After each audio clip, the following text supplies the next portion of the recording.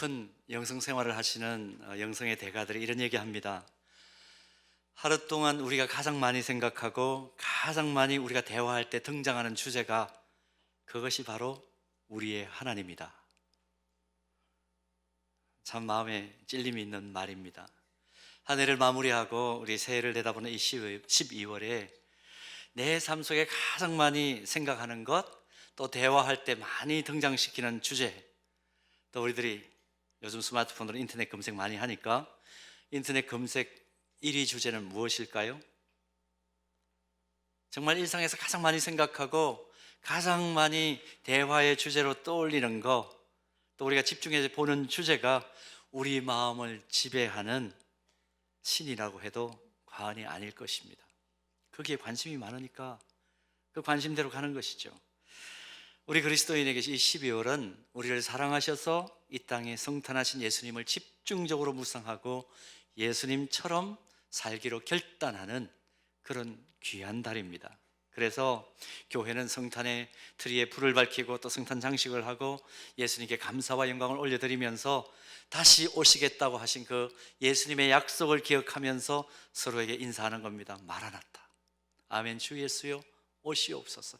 지금 주님 오셔도 저는 부끄럽지 않게 주님 맞이할 수 있는 그런 사람이고 또 당신도 그렇게 되기를 바랍니다. 그렇게 인사를 하는 겁니다. 아까 임마누엘로 인사를 하셨는데 옆에 분들에게 한번 이렇게 인사할까요? 마라나타 인사하겠습니다. 마라나타. 정말 이런 인사를 부끄럼 없이 할 수 있는 우리 모두가 되는 이 12월 되기를 바랍니다. 질병들 가운데 여러 질병들이 날마다 새롭게 막 쏟아지지만 그 질병들 가운데 아주 인상 깊은 질병이 있어서 하나 소개합니다. 음식을 먹었는데도 그 음식의 영양분들이 체내에 흡수되지가 않아가지고 살과 피가 되지 않는 흡수장애병이라는 것이 있었습니다. 흡수불량병이라 이렇게 부르기도 하더군요. 아무리 귀하고 좋은 음식을 먹어도 그것이 살이 되지도 않고 피가 되지도 않고 우리 근육에 영향을 끼치지 못하는 그런 일이 발생한다면 어떨까요? 결국은 죽게 되고 말겠죠. 영양분이 흡수가 안 되니까. 근데 가만히 생각을 해보니까, 좀 묵상을 해보니까 영적인 영역에서도 이런 현상이 일어날 수 있겠다 싶습니다. 하나님에 대하여 많이 듣습니다. 머리로 많이 압니다. 그 내용들을 많이는 받아들이는데 그 말씀들이 흡수되지 않고 소화되지 않고 실천으로 나타나지 못하는 영적 흡수 장애병도 있겠구나, 그런 생각이 듭니다. 근데 가만히 보면 많은 그리스도인들이 이 질병을 앓고 있어요. 오늘 본문을 보면 그런 병을 앓고 있는 영적 흡수 장애를 가진 제자의 모습들이 나타납니다. 베드로가 대표적인 모습으로 나타나는데요, 오늘 본문을 보면 예수님께서 12제자 가운데 특별히 사랑하시는 세 제자 베드로, 야고보, 요한을 데리고 한 산에 올라가셨다, 그렇게 기록을 하고 있습니다. 그런데 그 때를 어떻게 기록하고 있느냐 하면 본문 2절을 보면 엿새 후에 그렇게 기록을 했습니다. 엿새 후에. 언제로부터 엿새 후인가? 오늘 본문 우리가 읽었던 바로 앞에 나오는 마가복음 8장 후반부에 가이사랴 빌립보 지방을 지나가시던 예수님께서 제자들을 향해서 묻죠. 너희는 나를 누구라 하느냐? 이렇게 묻습니다. 그때 베드로가 어떤 신앙 고백을 합니까? 주는 그리스도시요 살아계신 하나님의 아들이십니다. 그런 위대한 신앙 고백을 합니다. 이 놀라운 신앙 고백을 예수님께서 듣고 같은 사건을 기록하고 있는 마태복음 16장 17절에서 19절 말씀 보면 베드로를 향해서 칭찬을 하시는데 놀라운 칭찬을 하십니다. 지금 네가 고백한 이 고백의 내용은 아버지 하나님께서 알게 하신 고백이야. 놀라운 칭찬을 하시죠. 그래서 그 신앙 고백 위에 주님의 교회를 세우겠다고까지 약속을 해 주셨습니다. 그러면서 마가복음 8장 34절에 이런 말씀을 덧붙이십니다. 무리와 제자들을 불러 이르시되 누구든지 나를 따라오려거든 자기를 부인하고 자기 십자가를 지고 나를 따를 것이니라, 이 말씀을 덧붙여 주십니다. 주님이 베드로의 그 신앙 고백 위에 교회를 세우시겠고, 그렇게 세워진 교회에 모이는 성도들에게는 예수님 자신이 십자가를 지고 십자가의 길을 걸어가신 것처럼 너희들도 각각 지고 가야 될 십자가가 있고 나와 같이 십자가의 길을 걸어가야 할 것이야, 그 말씀을 해 주셨습니다. 이 말씀을 하신 후 엿새가 지났다. 그래서 엿새 후 이렇게 오늘 본문은 기록하고 있습니다. 이 시점에 예수님께서 제자들을 높은 산으로 데리고 올라가셨다 그랬죠.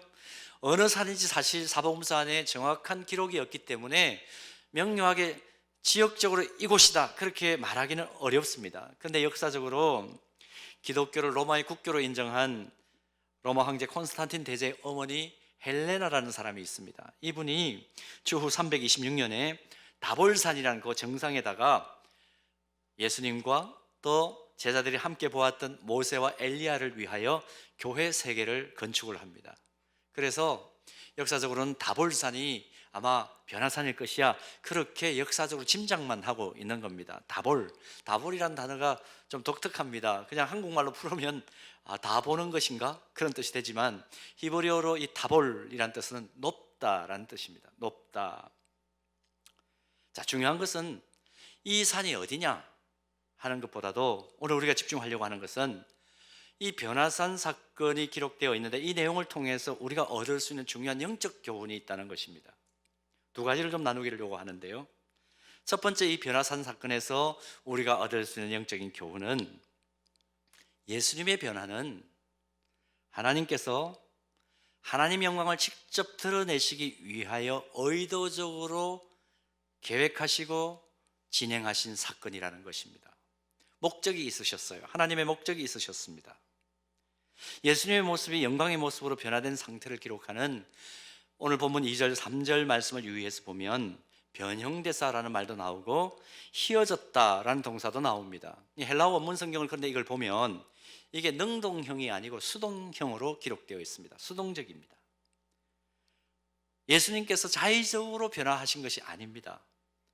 의도적으로 자신이 변화하신 것이 아니고 예수님은 다만 하나님 앞에 계셨을 뿐이고, 그런데 예수님께서 이 예수님을 하나님 앞에 서 계신 이 예수님을 하나님께서 의도를 가지시고 제자들로 하여금 하나님 나라를 미리 경험케 하시기 위하여 예수님의 모습을 영광스럽게 변화시켜 주셨다, 그렇게 이해할 수가 있는 것이죠.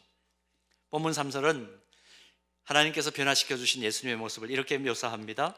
그 옷이 광채가 나며 세상에서 빨래하는 자가 그렇게 희게 할 수 없을 만큼 매우 휘어졌더라, 그렇게 기록을 해놓습니다. 오늘 본문을 기록한 저자 마가는 이 예수님의 옷에 좀 포커스를 맞추고 있는데, 또 같은 사건을 기록하고 있는 마태복음 17장 2절 말씀 보면 마태는 또 이렇게 기록을 하고 있습니다. 그들 앞에서 변형되사 그 얼굴이 해같이 빛나며 옷이 빛과 같이 휘어졌더라. 뭐가 더 추가되었습니까? 얼굴 모습의 변형을 추가하고 있습니다. 같은 사건을 기록한 말씀인데 왜 이렇게 서로 다를까, 그런 의구심이 좀 드는데요. 이것을 성경 해석학자들은 이렇게 봅니다. 제자들이 보았던 이 예수님, 이 변화되신 모습은, 하나님께서 변화시켜 주신 이 모습은 인간의 언어만으로는 표현하기에는 너무 제한적이었다는 것입니다. 예수님의 세 제자 베드로, 야고보, 요한이 보았지 않습니까? 이 본 내용을 제자들 앞에서 이 세 사람이 막 얘기를 하는데 자기가 중점적으로 보았던 것만 얘기를 하는 거예요. 받아들이는 사람도 자기 주관이 있으니까 어떨까요? 이 세 제자들의 얘기들 가운데 자기가 정말 경이롭다고 생각하는 거, 또 신비하다고 생각하는 거, 자기가 볼 때에 저무지 이건 정말 하나님께서 일으킨 역사야, 그렇게 생각되는 부분을 강조해서 마태는 마태대로, 마가는 마가대로, 누가는 누가대로 강조해서 기록을 한 것입니다. 종합을 하면 어떻게 될까요? 진짜 영광스러운 전체의 모습을 우리가 볼 수 있죠. 그러나 더 중요한 것은 뭐냐 하면 이 변형되신 예수님의 영광스러운 모습은 인간의 언어만으로는, 인간의 형용사만으로는 도무지 표현할 길이 없는 그런 모습이었다. 그래서 제자들의 표현 방식과 표현 내용들이 각각 다르다, 그렇게 성경 해석학자들은 보는 것입니다. 그러니까 최선의 언어를 사용해서 예수님의 변화된 모습을 제자들이 기록하려고 했지만 인간의 제한적인 언어로는 다 담아낼 수 없는 그런 영광된 모습이 변화산 사건에서 일어난 것입니다. 중요한 것은 왜 그렇다면 하나님께서 이런 영광스러운 변형되는 모습을 예수님께 일으켜 주셨을까? 두 가지로 간략하게 한번 요약을 해보겠습니다. 첫 번째는 하나님께서 예수님을 격려하고 싶으셔서 그러셨을 것이다, 그렇게 봅니다. 이제 변화산에서 예수님께서 변형되신 다음에 다시 그 변화산을 내려가시면 어떤 일이 기다리고 있느냐 하면, 하나님의 아들이심에도 불구하고 이제 십자가를 실제적으로 지는 일들이 일어나기를 시작합니다. 실질적으로 이제 십자가를 지시고 고난의 길을 가셔야 되는 것이죠. 하나님의 입장에서는 어떨까요? 하나밖에 없는 저 독생자, 내 아들 예수, 세상에 이제 모든 질고를 지고 죄악을 걸머지고 저 십자가의 길, 비아 돌로로사를 가야 되는구나. 예수님께서 십자가에서 뭐라고 외치셨습니까? 어찌하여 나를 버리시나이까? 그렇게 고백할 정도로 고통스러운 그 길에 그가 혼자 서 있어야 되겠구나. 그러나 우리가 가지고 있는 이 온 세상을 구원하는 구원 계획 속에 저 과정을 거쳐야 되기 때문에 지금 이 산을 내려가면 그는 고난의 길을 혼자 걸어가야겠기에 내가 좀 이 예수를 격려하고 싶다, 그런 마음이 하나님 앞에 있었지 않을까. 첫 번째 이유로 그렇게 생각을 묵상하며 해봅니다. 또 한 가지 이유는 본문의 문맥을 제가 이렇게 묵상을 하면서 깨닫는 것인데요, 베드로의 신앙 고백 직후에 예수님의 십자가 죽음을 이제 제자들이 암시를 받았습니다. 근데 아직까지 제자들은 예수님이 어떤 분이신지를 잘 몰랐던 것 같아요. 정확하게 예수님의 전체성을 이해를 하지 못했던 것 같아요. 이후에 예수님 십자가 달리시고 난 이후에도, 예수님 죽으신 이후에도 제자들은 엉뚱한 짓들을 많이 하고 도망가기도 하고 그런 일들을 보이지 않습니까?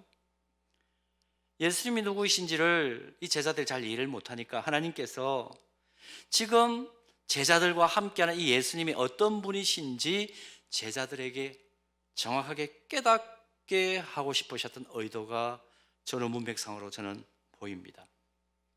하나님의 계획과 섭리 가운데 너희들과 지금 함께 먹고 자고 동고동락하면서 너희들을 가르치는, 복음을 가르치는 이 예수가 바로 내 아들이야. 그 영광스러운 모습 이제 한번 봐. 그렇게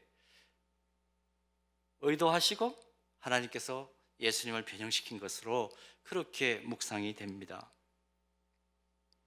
그래서 함께 누구를 보여주시느냐? 이스라엘 백성들의 율법의 대표자로 인식하고 있었던 모세를 보게 하시죠. 또 선지자의 대표로 일컬어지는 엘리야도 함께 제자들이 볼 수 있도록 합니다. 그리고 예수님의 얼굴을 해와 같이 빛나는 얼굴로 빛나게 변형되게 만들어주시는 역사를 일으킵니다. 그런데 함께 변화산 위에서 예수님과 함께 있던 제자들이 예수님 변형되는 모습을 보고 이스라엘 백성들이 가장 흠모하는 모세도 보았고 또 선지자의 대표인 엘리야도 보았는데, 그런데 예수님께서 두 인물과 대화를 나누시다가 어느 순간에 누구만 남았습니까? 예수님만 남습니다. 예수님만 남는 것을 목격합니다. 오직 예수님만 계속해서 그들과 함께 남으셨습니다. 세 제자들이 이 장면을 목격하면서 뭘 깨달았을까요? 여러분 마가복음 9장 1절 말씀 읽지 않았는데 9장 1절 말씀을 보면 이런 기록이 나옵니다. 예수님께서 하신 말씀이죠. 또 그들에게 이르시되 내가 진실로 너희에게 이르노니 여기 서 있는 사람 중에는 죽기 전에 하나님의 나라가 권능으로 임하는 것을 볼 자들도 있느니라. 예수님께서 이 말씀을 하시고 변화산에서 변형되신 이후에 모세와 엘리야는 간 것 없고 예수님만 남으십니다. 제자들이 뭘 깨달았을까요? 조금 전에 예수님께서 죽기 전에 하나님 나라가 권능으로 임하는 것을 볼 자들도 있다 그랬지, 이 사건 아닐까라는 깨달음을 가지게 되는 겁니다. 이 사건 아닐까? 이 사건을 통해서 예수님께서는 내가 누구인지 너희들에게 보여줄 거야, 그 말씀을 성취시킨 것이 아닐까? 하나님께서 그 말씀을 성취시킨 것은 아닐까? 그 생각을 비로소 깨닫는 그런 일들이 벌어졌을 것이라고 봅니다. 오직 예수님만 남으신 상황을 보면서 하나님의 위대하신 구원 계획 속에는 모세도 그림자에 불과하고 선지자 대표인 엘리야도 조연에 불과하구나. 오직 누구만 주인공이시로구나? 예수님만 주인공이시로구나. 예수님만이 진정한 예언을 성취하시는 참 선지자요 인류 구원의 실제 주인공이시로구나. 이제 여기 남으신 예수님 한 분만 쫓아가야지. 그 사실을 확정시켜 주시기 위하여 변화산 사건을 일으킨 것으로 그렇게 묵상이 됩니다. 여러분, 이런 내용을 담고 있는 오늘 본문을 통해서 우리가 다시 한번 그래서 진리를 깨닫기를 원합니다. 예수님만이 길이요 진리요 생명이시다. 다른 것들 예표에 불과하다. 그림자에 불과하다. 조연에 불과하다. 그 사실을 이 변화산 사건을 통해서 하나님은 교훈하고 싶으셨다 하는 사실을 깨닫습니다. 자, 그런가 하면 두 번째로 오늘 본문을 통해서 깨닫는 교훈이 있습니다. 하나님의 영광을 보고 하나님을 경험했다면, 그 영광스러운 예수님을 바라보고 또 그 변화를 경험했다면, 그 경험한 사실을 체험했다면, 그 놀라운 사실을 체험했다면, 체험한 사람들이 반드시 전인격적으로 변화되어야 한다는 교훈을 얻습니다. 본문 5절을 보면 하나님의 크신 구원 계획 속에 영광스럽게 변화받은 예수님을 보게 된 베드로가 이렇게 반응을 합니다. 베드로가 예수께 고하되 랍비여, 우리가 여기 있는 것이 좋사오니, 그렇게 고백을 합니다. 그러면서 집을 짓겠다고 하죠. 예수님이 변형되신 영광스러운 그 상황 앞에서 변화산의 본질적인 의미를 깨닫지 못하고 황홀한 환경에 도취되어 가지고 여기 있는 것이 좋사오니, 그리고 초막셋을 지어드리겠다고 공언을 합니다. 근데 사실 이 장면은 굉장히 재미있는 역설이 숨어있는 본문입니다. 여러분, 지금 집을 지어드리겠다, 초막셋을 지어드리겠다 그렇게 얘기하는 베드로의 원래 직업은 무엇입니까? 목수였나요? 어부였죠. 집 짓는 데는 문외한입니다. 그런데 그 얘기를 듣고 계시는 예수님의 원래 직업은 무엇이었나요? 목수였습니다. 집 짓는 일이라면 누가 더 전문성을 가졌겠습니까? 당연히 예수님이시죠.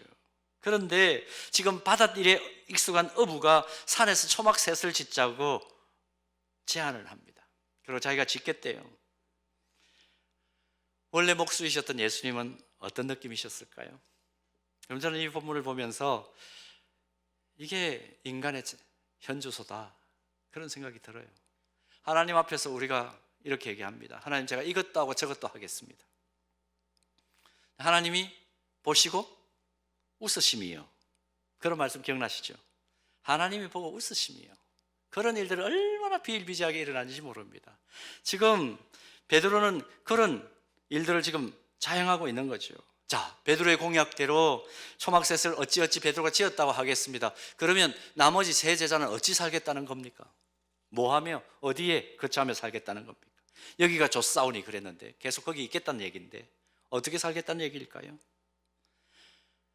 지금 베드로는 자신이 어떤 사람인지, 자기가 예수님 앞에 어떤 존재인지 완전히 지금 넋이 나간 상황입니다. 마가, 마태와 함께 자신의 시각에서 변화사 사건을 기록하고 있는 누가는 누가복음 9장 32절에서 33절 말씀에서 베드로, 야고보, 요한의 상태를 이렇게 기록을 합니다. 자, 노란 것만 보십시오. 베드로와 및 함께 있는 자들이 뭐 했다고요? 깊이 졸았다 그랬습니다. 변화산 위에서 그러고 있었어요. 자, 33절 말씀 보겠습니다. 그래서 마지막에 노란 색깔 어떻게 되어 있습니까? 자기가 하는 일을 자기도 알지 못하느라. 완전히 넋이 나간 거죠.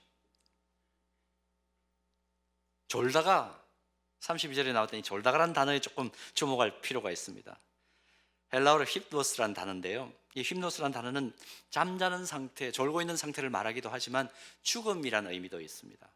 그 다음에 또 때때로 다른 본문에 쓰일 때에는 영적으로 완전히 무감각하고 무딘 상태를 의미할 때에 이 힙노스라는 단어를 씁니다. 그래서 바울은 로마서 13장 11절 말씀에서 영적으로 무지하고 아무것도 모르는 상태를 뭐라고 표현했냐면 자는 상태, 힙노스라고 표현합니다. 또한 너희가 이 시기를 알거니와 자다가 깰 때가 벌써 되었으니. 그때에 이 힙노스라는 단어를 똑같이 씁니다. 그러니까 변화산 위에 베드로를 비롯한 제자들은 피곤해서 잠들었다가 깨어난 상황이라서 여기 있는 것이 좋사오니 초막셋을 짓자, 이렇게 제안한 것은 영적으로 완전히 무감각 상태가 되었다는 것이죠. 영적으로 무감각 상태가 되었다. 이걸 그냥 한국말로 쉽게 표현하면 뭐라 표현합니까? 아이고, 저 얼 빠진 사람들, 이렇게 표현하잖아요. 얼이 빠졌다, 그렇게 표현하기도 하죠. 얼이 빠지니까 어리석은 말을 해요. 어떤 분이 이 어리석다는 말을 참 재미있게 해석한 글을 보았습니다. 얼이 빠졌다, 그래서 어리석은 말을 한다라고 할 때에 이건 어리석다는 표현을 이렇게 표현을 하더군요. 얼이 썩었다. 얼이 썩었다. 얼은 뭡니까? 한국말로 얼이라는 것은 정신이라는 뜻이 아닙니까? 정신이 썩었다. 그게 어리석다라는 표현이라는 거죠. 크게 동감을 한 적이 있습니다. 사람의 정신을 우리말로 얼이라고 표현하는데, 이 얼, 이 정신이 나간 사람을 우리가 뭐라고 부릅니까? 얼간이라고 부르죠. 가만 생각해 보니까 잘 연결되지 않습니까? 그래서 얼, 정신이 빠져나간 사람을 얼 빠진, 제가 욕은 할 수가 없고 강단에서 얼 빠진 뭐라고 얘기하죠. 이해가 갑니다. 지금 베드로는 졸고 있다가 완전히 얼이 빠져나간, 얼이 썩은, 그래서 말을 하는, 어리석은 말을 하는 그런 상태에 있는 겁니다. 이미 예수님께서 십자가의 길을 누누이 말씀하셨고, 십자가의 고난과 죽음이 있을 때 비로소 부활의 영광이 있다는 것, 그 말씀을 참 많이 말씀하셨는데 이 중요한 말씀을 하나도 흡수하지 못하고 영적 흡수 장애병에 걸려 있는 겁니다. 변화산 위에서 이 병을 앓고 있으니까 보통 우리들은 변화산병이라고 일컫기도 합니다. 우리의 모습을 한번 돌아볼까요? 과거에 하나님께서 베푸신 기적을 삶 속에 경험하고 은혜를 경험하고 눈물과 콧물 다 쏟았던 경험을 다 가지고 있으시죠? 그런데 하나님을 전적으로 신뢰하지 않습니다. 예수님이 누구인지 잘 알지 못합니다. 주님의 말씀을 수백 번, 수천 번, 수만 번 듣고 배우고 읽고 그렇게 많은 예배를 드렸는데도 불구하고 예수님께서 말씀하시는 기본적인 의도를 우리가 온전하게 깨닫지 못하고 있다면 우리 역시 사실은 얼이 빠져 있는 상태, 좀 강력하게 표현하면 얼간이가 되어 있는 것이죠. 영적 자양분 흡수장애를 가지고 변화산 안에만 머물러 있겠다는 변화산 병에 걸려서 감히 목수이신 예수님 앞에서 초막셋을 짓겠다고 호언장담하는 그런 어리석은 모습을 보이는 경우가 우리의 삶 속에 종종 일어나는 것, 인정하지 않을 수가 없습니다. 자, 이렇게 얼이 나간 베드로를 향해서 어떤 일이 일어나는지 본문 7절 말씀 볼까요? 하나님께서 직접 이렇게 명령을 하십니다. 마침 구름이 와서 그들을 덮으며 구름 속에서 소리가 나되 이는 내 사랑하는 아들이니 너희는 그의 말을 들으라 하는지라. 그의 말을 들으라. 이 말씀은 어떤 의미입니까? 이미 예수님께서 말씀하신 자기를 부인하고 자기 십자가를 지고 나를 따르라는 그 예수님의 명령에 순복하라는 의미입니다. 순종하라는 의미입니다. 변화산병을 떨치고 일어나서 구원의 복음과 예수님의 사랑이 반드시 필요한 세상으로 내려가서 복음을 위해 십자가 지고 십자가 길을 걸어가야 그것이 진짜 예수님의 제자야. 그 얘기를 지금 하나님께서 말씀하고 있는 겁니다. 사랑하는 여러분, 오늘 이 하나님께서 우리에게 요청하는 이 명령이 우리에게 똑똑하게 들리기를 소원합니다. 너희는 그의 말을 들으라. 말씀을 읽을 때마다 들리지 않으시나요? 말씀을 공부할 때마다 들리지 않으시나요? 찡큐티를 가지고 묵상할 때마다 들리지 않으시나요? 하나님 앞에 엎드릴 때마다 하나님의 말씀이 들리지 않으시나요? 예배를 드릴 때마다 찬양을 통해서 또 말씀 나눔을 통해서 함께 결단하는 기도를 통해서 하나님의 음성이 들리지 않으시나요? 그 말을 들으라. 자, 하나님의 이 명령을 들은 이후에 베드로의 삶은 어떻게 되었을까요? 베드로가 말년에 기록한 베드로전서 4장 12절에서 13절 말씀을 보면 베드로는 이렇게 기록하고 있습니다. 우리 다 같이 12절 13절 봉독합니다. 사랑하는 자들아, 너희를 연단하려고 오는 불시험을 이상한 일 당하는 것 같이 이상히 여기지 말고 오히려 너희가 그리스도의 고난에 참여하는 것으로 즐거워하라. 이는 그의 영광을 나타내실 때에 너희로 즐거워하고 기뻐하게 하려 함이라. 자신의 생각과 틀을 완전히 바꾼 사람이 되었습니다. 변화산에서 내려온 이후에 너는 그의 말을 들으라. 그 말씀대로 순종해서 자기 십자가를 지고 오직 예수님을 따르는 삶으로 완전히 변화됩니다. 전승에 의하면 베드로는 로마에서 네로 황제 박해 시기에 복음 전하다가 십자가에 거꾸로 매달려 순교하는 그런 삶을 살았다 하는 것 우리가 알고 있죠. 너는 그의 말씀을 들으라. 하나님의 명령에 순복한 것입니다. 다시 한번 우리의 삶을 그러므로 돌아봅니다. 나의 삶을 돌아볼 때에 하나님의 음성을 듣고 변화산 아래로 내려온 상황이라고 할 수 있습니까? 오늘 우리 모두에게 자기 십자가를 지고 나를 쫓으라 하는 그 주님의 음성에 우리는 순종하고 있습니까? 영적 흡수 장애병에 걸려가지고 변화산병에 걸려가지고 자기 위안만을 추구하는, 안위만을 추구하는 그런 형편에 있는 것은 아닙니까? 톨스토이가 이런 얘기를 하죠. 기독교인들은 세상의 변화를 위해서 기도한다. 그러나 정작 자신의 변화를 위해서 기도하고 있는 그리스도인은 그렇게 많지 않다. 그 톨스토이가 이 얘기를 했을 때 러시아의 기독교는 완전히 무기력한 기독교가 되어 있었습니다. 자신은 변화되지 않으면서 가정과 직장의 변화, 또 우리가 오늘 교회 공동체 안으로 모였으니까 교회의 변화를 기대한다는 것은 그건 어렵습니다. 자기는 변화되지 않으면서 하나님이 세상을 변화시켜 주옵소서, 우리 가정을 변화시켜 주옵소서, 내가 속해 있는 공동체를 변화시켜 주옵소서, 우리 교회를 변화시켜 주옵소서. 자기는 변화되지 않으면서 그렇게 기도만 하고 있다면 우리는 변화산병에, 영적 흡수 장애병에 걸려 있는 겁니다. 예수님은 변화산을 내려오셔서 십자가 지시고 갈보리로 올라가시죠. 우리도 그 길을, 너는 그의 말을 들으라, 그 하나님의 명령대로 순복해서 그 길을 따라 올라갈 때 우리에게 소망이 있습니다. 누구든지 나를 따라오려거든 자기 십자가를 지고 나를 따라올 것이니라. 주님의 이 말씀 듣고 그대로 따라가야 세상을 변화시킬 수 있고 주님의 영광에 참여할 수 있는 것이죠. 십자가 없는 영광에만 안주하자고, 우리에게 늘 속삭이는 마귀의 속삭임에 넘어가지 않는 우리 모두가 되기를 바랍니다. 우리가 서 있는 곳이 변화산의 영광만 보는 것이 아니라 자기 십자가를 지고 오직 예수님 바라보며 십자가의 길을 걸어가는 삶 가운데 진짜 하나님의 영광이 완성되는 그런 놀라운 은혜를 이번 성탄의 계절인 이 12월 한 달 내내 누리게 되고, 그것이 축적되어서 또 새해를 기쁨으로 맞이하는 모든 예배자들, 서연의 가족들 되기를 주님의 이름으로 축복합니다. 기도하겠습니다.